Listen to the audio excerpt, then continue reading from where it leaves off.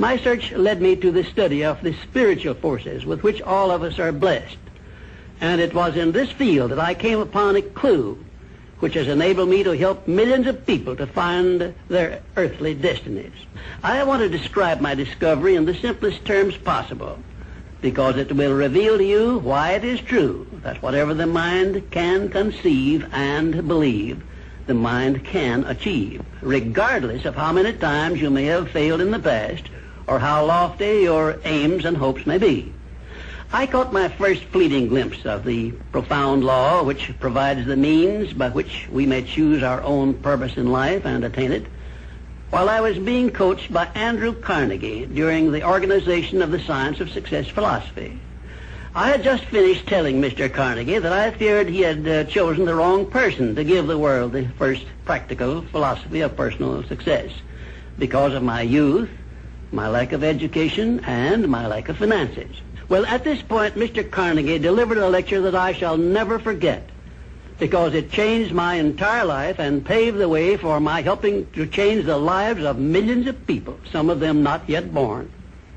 Let me call your attention to a great power which is under your control, said Mr. Carnegie, a power which is greater than poverty, greater than the lack of education, greater than all of your fears and superstitions combined. It is the power to take possession of your own mind and direct it to whatever ends you may desire.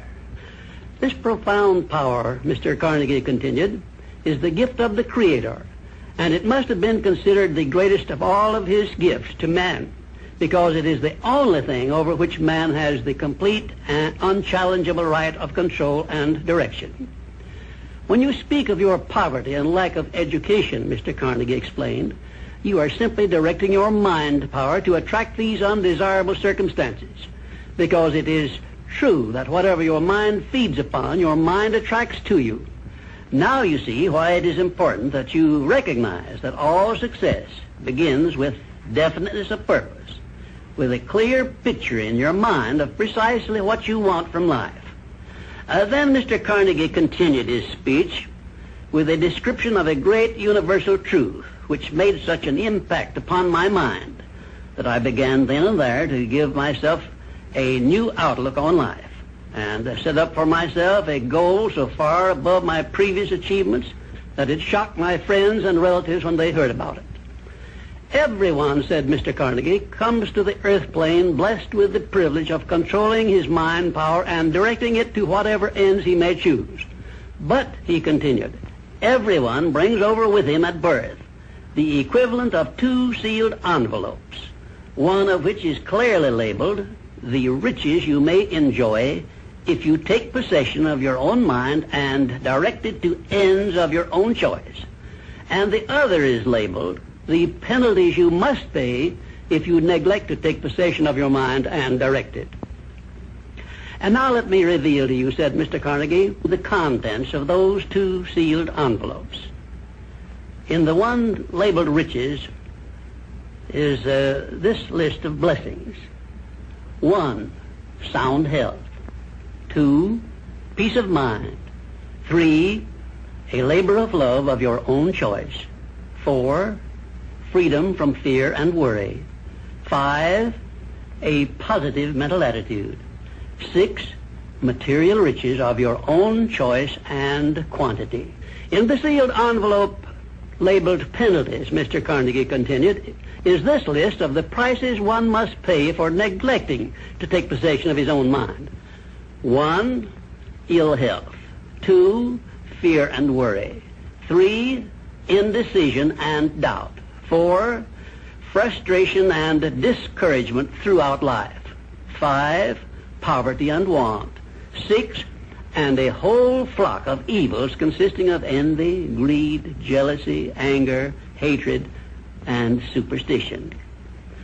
Now, my mission in life is to help you and everyone who needs my help to open up and use the contents of the sealed envelope labeled riches.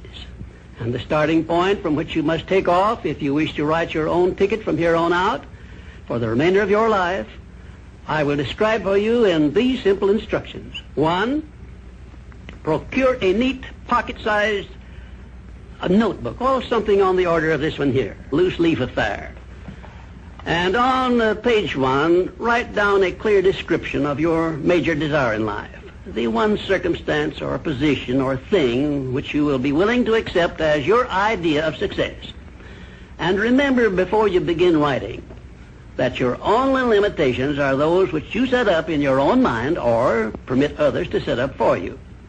And 2, on page 2 of your notebook, write down a clear statement of precisely what you intend to give in return for that which you desire from life.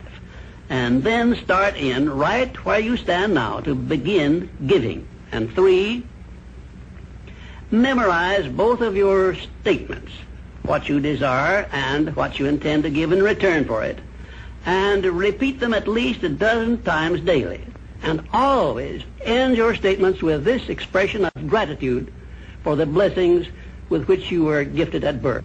I ask not, O divine providence, for more riches, but more wisdom with which to accept and use wisely the riches I received at birth in the form of the power to control and direct my mind to whatever ends I desire.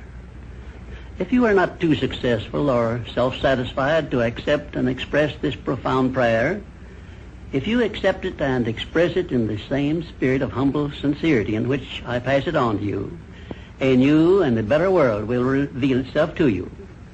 A world in which you will see reflected the circumstances and the things which you yourself have created. And now let me close this, our first visit, with my favorite expression of gratitude. O divine providence, I ask not for more riches, but more wisdom with which to make wiser use of the riches you gave me at birth, consisting in the power to control and direct my own mind to whatever ends I desire.